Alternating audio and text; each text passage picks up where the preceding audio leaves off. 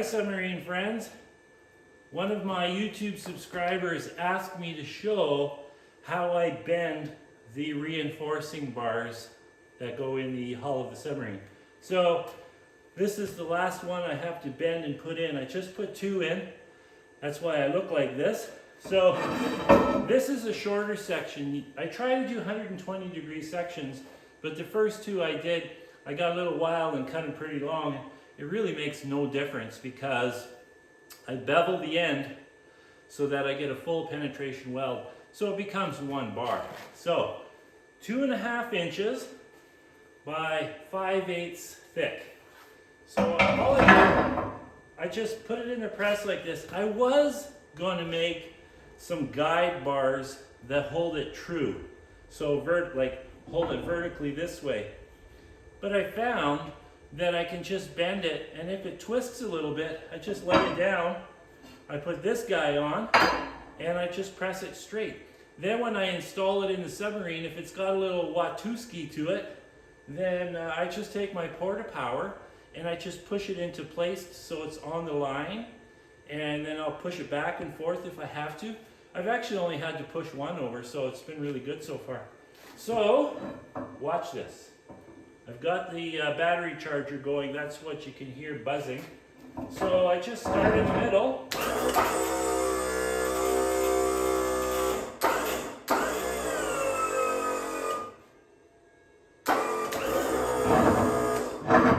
that's the first bend. Now what I do, I actually over bend it a little bit. And it's amazing to me, but if you over bend it a little bit and then flip it over and unbend it, you get a really nice smooth curve.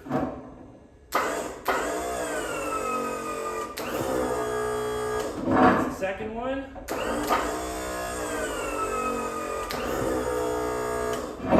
Now when I get to the end here, I actually bend it quite a bit, and then I bring it back a tiny bit. And the reason is because there's a gap between the cylinder and the support. It's kind of got a little straight section. So I want to get rid of that little straight section. So I just put it right on the edge.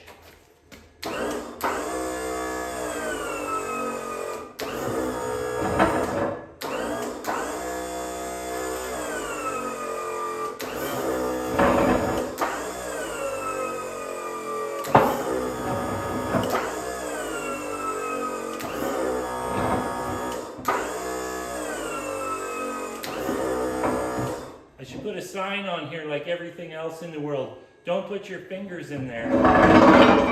So you can see I'm starting to get the curve. So what I do is I set it inside the submarine hull.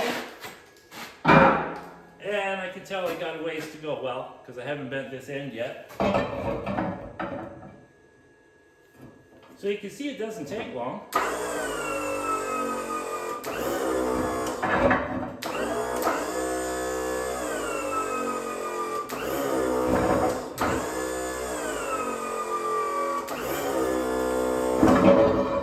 I have to admit, I am shocked how good this thing works. I mean, this is made out of scrap that I had laying around. This is the frame for a generator or a pump or something. You can see the mounts where it was bolted to a floor. That's a cutout from a submarine window. That's a 2-inch thick disc. 1-inch thick disc, another cutout from a submarine window, and just some 8-inch channel that was laying around.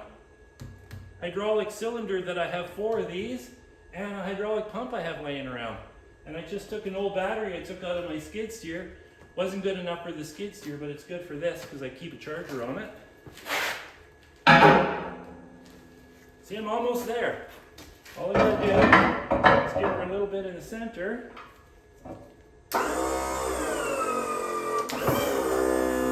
Now, I've got a big S in it.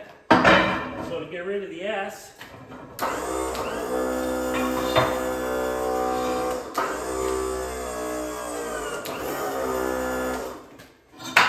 see that? Let's just take the S right out of it. Another one.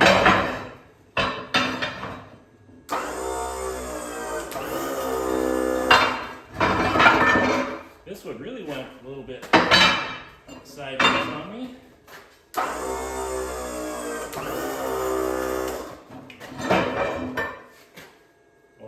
that's looking good. So like I said, if this goes off like this in the submarine a bit, I just put my porta power against it, push it over, Bob's your uncle.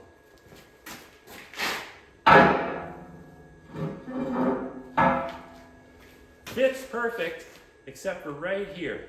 I have to unbend it a bit.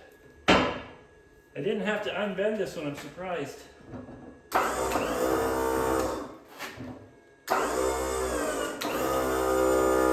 The tricky part is, you gotta give it just a tiny little push sometimes.